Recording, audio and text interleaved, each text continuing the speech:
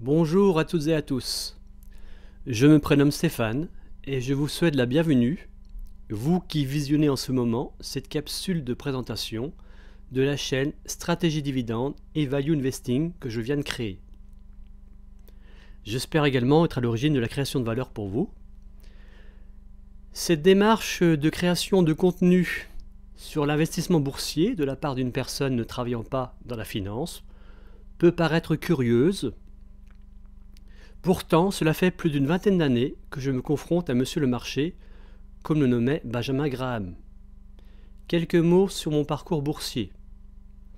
Mes premiers pas timides dans l'arène ont eu lieu en 1998, lors de la crise russe. Monsieur le Marché, totalement déprimé, donnait alors des points d'entrée intéressants à qui voulait bien saisir cette occasion, mais à l'époque, j'avais peu d'argent à investir.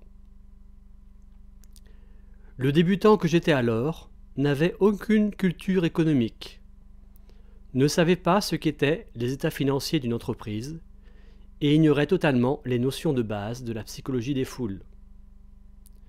Du fait de mon inexpérience, j'étais en sursis, mais je n'en avais aucune conscience.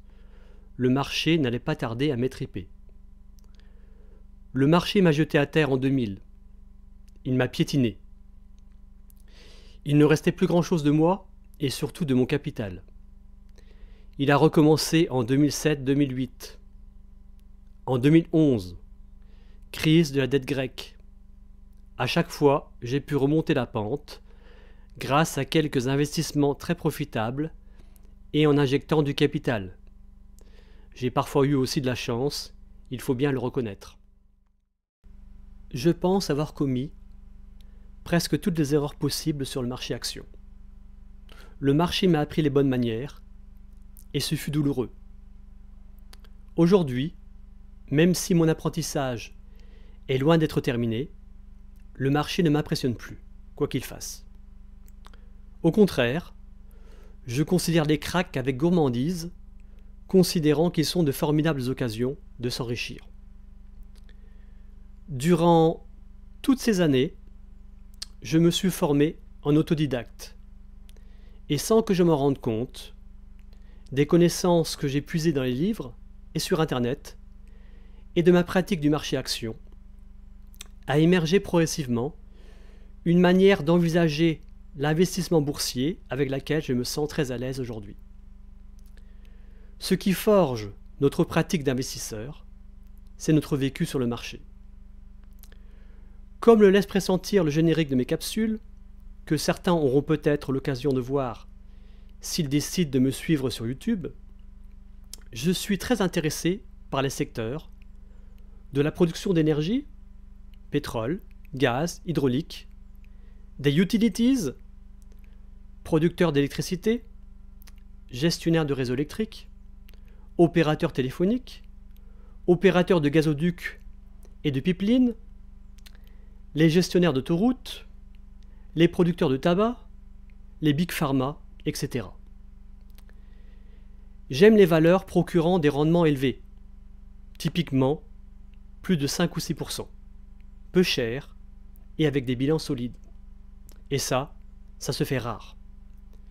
Il faut souvent aller les débusquer dans les pays émergents.